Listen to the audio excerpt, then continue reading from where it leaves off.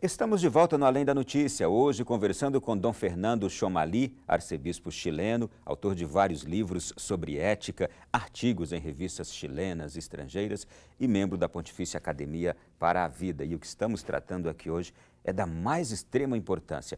Agora, há pouco, Dom Fernando, eu perguntei ao senhor sobre questões candentes, aborto, eutanásia, reprodução assistida, e perguntei se os jovens estão ligados nisso. Eu quero só reforçar e aprofundar um pouco mais a questão. Eu queria saber o seguinte, os jovens, eles prestam atenção a esses temas de verdade hoje? A ver, los jóvenes en general son muy sensibles a las injusticias. Los jóvenes hoy día no participan en partidos políticos, pero sí son muy sensibles a las injusticias. Y ellos se dan cuenta que hay muchas injusticias sociales en el ámbito de la pobreza y de hecho son muy dados a colaborar en mejorar las condiciones de vida de los pobres, con los voluntariados, a través de las parroquias, etc.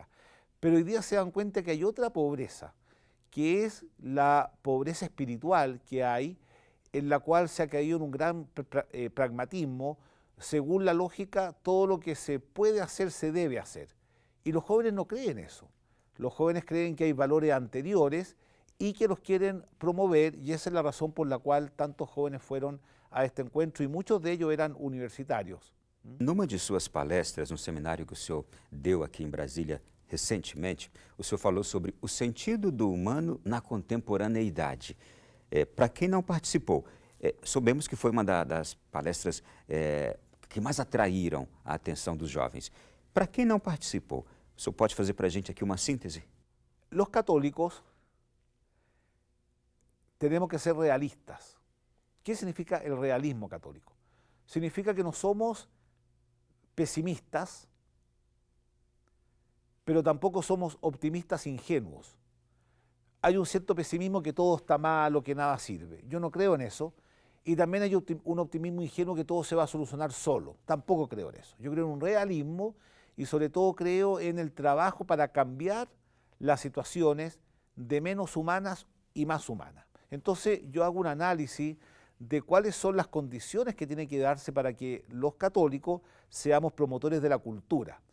Y ser promotor de una cultura de la vida no se hace reclamando contra todo, se hace proponiendo y se hace reflexionando. Yo creo mucho en que la razón es el lugar para el diálogo. Y creo que uno a través de la razón puede reconocer el valor de la ciencia, pero reconocer también que la racionalidad es científica y ética a la vez. Y también reconocer que hoy día hay muchas preguntas en el ámbito científico que se han sobrepasado su límite y han pretendido dar respuestas sobre el sentido de la vida, cosa que no pueden hacer. Entonces, yo trato de mostrar que el siglo XXI se presenta muy desafiante cuando hay un diálogo fecundo de la ciencia en búsqueda de lo único que importa, que es la verdad. Entonces, es una gran invitación, en primer lugar, al estudio. Yo a los jóvenes les voy a decir que tienen que estudiar, les digo que tienen que estudiar. Sin estudio, sin razón, sin pensar, es imposible un diálogo fecundo, ¿ya?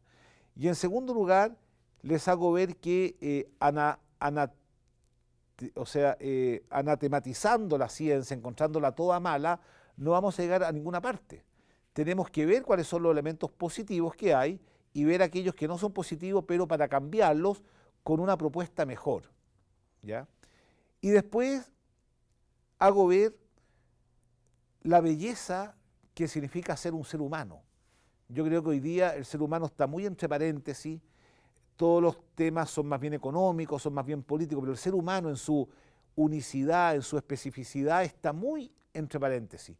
Entonces yo también hago ver la importancia que hay en mostrar una antropología adecuada, como dice Juan Pablo II, de la belleza que significa ser un ser humano. La belleza que significa ser un ser humano, de tal manera de un convencimiento profundo de mi dignidad, de lo irrepetible que soy, obligarme a que los demás tengan la misma experiencia. Es decir, es más bien un discurso positivo desde el realismo cristiano. Nosotros tenemos una comisión pastoral Familia y Vida que está trabajando arduamente, promoviendo la familia, promoviendo la vida a través de seminarios, a través de la pastoral, a través del encuentro con la familia. Es un grupo muy importante. Después tenemos la Universidad Católica de la Santísima Concepción, que tiene un centro de bioética, que trabaja mucho con los alumnos de medicina y con otras facultades, dialogando sobre estos temas y presentando la antropología cristiana, que resulta muy hermosa, porque la antropología cristiana es la única antropología que es capaz de reconocer la igualdad fundamental de todos los seres humanos. Y la verdad que la antropología más bien pragmática, materialista, no reconoce eso, y de hecho no le da valor al enfermo, al desvalido, al moribundo, y la Iglesia Católica le da valor, porque los seres humanos valemos desde una concepción cristiana de la vida por lo que somos, y no por lo que hacemos. Y creo que ese discurso es el que queremos entregar en la universidad y también en la pastoral y en todas las instancias en las cuales se nos permita. Y hay un grupo de jóvenes también que son muy militantes, por así decirlo, y siempre se hacen presentes cuando hay leyes que atentan en contra de la vida, de la familia, para expresar sus opiniones. Pero hay que reconocer que en América Latina hay una gran conjura en contra de la vida, muy potente, y que las leyes han ido muy en la línea de permitir el aborto, la fecundación in vitro, y eso evidentemente que ha empobrecido lo que es verdaderamente humano, que es amarnos por lo que somos exclusivamente. Muito do que o senhor está nos falando aqui está incluso naquilo que João Paulo II, Bento XVI e a própria Igreja têm chamado de cultura de morte. Eu agora quero fazer a seguinte pergunta para o senhor.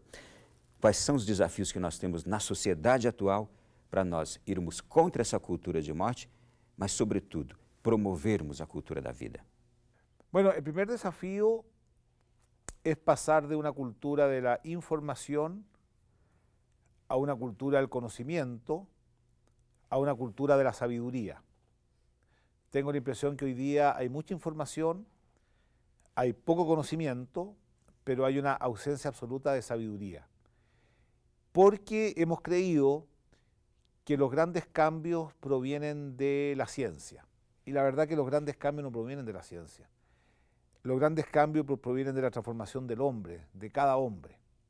Y eso requiere hacerse preguntas muy de fondo, en primer lugar respecto de qué significa ser hombre. Por ejemplo, uno conversa con una persona que hace fecundación in vitro y uno le pregunta a él, ¿qué significa ser hombre? Y él dice, ese no es mi problema, es un problema de los filósofos, yo cumplo con la ley. Y la verdad que la pregunta por lo que significa ser hombre es una pregunta que todo el mundo tiene que hacerse, ¿ya? Y siento que ese discurso, esa reflexión está muy olvidada y nos ha perjudicado mucho porque corremos mucho, pero no tenemos un fin, una meta, ¿ya?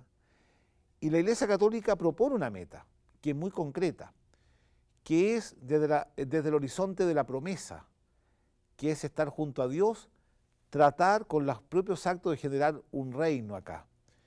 Y ese reino tiene que ver con la justicia, tiene que ver con la igualdad fundamental de todos los seres humanos, tiene que ver con la fraternidad, tiene que ver más con compartir que con competir. Y por lo tanto, el horizonte cultural del siglo XXI es un horizonte que está concebido como una pista atlética, donde todos van corriendo para lograr objetivos que normalmente son materiales. Y en esa pista va quedando gente en el camino, gente votada.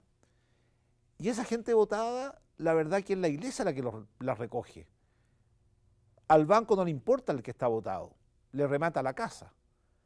A la casa comercial tampoco, a la universidad tampoco. Si está votado, le dicen que se vaya a la universidad, el colegio. Hay un espacio donde todos pueden entrar. Y ese espacio de la fraternidad es el que uno está llamado a generar. Yo creo que Occidente ha fracasado en muchos sentidos, no me cabe ninguna duda, porque no ha sido capaz de responder por los pobres y solamente ha sido capaz de responder por aquellos que normalmente tienen el poder en sus manos, digamos. Y creo que esa no es una sociedad fraterna. Y de hecho, cuando uno ve las protestas juveniles, es eso, es el desamparo frente a una sociedad que se deshumanizó porque no fue capaz de dar el paso de conocimiento a sabiduría. Naturalmente, o senhor deve ter exemplos, porque o senhor trabalha com isso. Que exemplos concretos o senhor nos dá de formação para adultos e jovens nessas questões de bioética que são tão atuais? Bueno, en primer lugar, todos los miembros de la Academia por la Vida, los miembros estamos en esto. De hecho, yo participo en muchos foros, me invitan mucho a dar foros para mostrar el magisterio de la Iglesia y sobre todo lo razonable que resulta. O sea, el magisterio de la Iglesia es un magisterio razonable, es una lectura ética de los problemas bioéticos que resultan muy comprensibles a la luz de la razón. Y después hay un sinnúmero de cátedras de bioética. En Roma existe una sociedad que se llama la FIBIT, que es una federación de institutos de bioética, de impronta personalista. Esa fue una fundación, una federación que crea Monseñor Helios Grecha y que pretende colegiar en cierto sentido a todos los centros de bioética de las universidades para tener un discurso común para poder dialogar con aquellos que tienen una lectura más bien pragmática de la sociedad. E todas essas questões, elas estão muito ligadas ao modelo de família que nós temos hoje, às injustiças que a gente encontra hoje. Daqui a pouco, no próximo bloco, nós vamos conversar com Dom Fernando Chomali e ele vai nos dar exemplos de vários modelos de família que a gente tem hoje que beneficiam ou que destroem a vida. E também vamos falar sobre a questão da pobreza, das injustiças, como elas podem influenciar nesses modelos de família, depois do intervalo.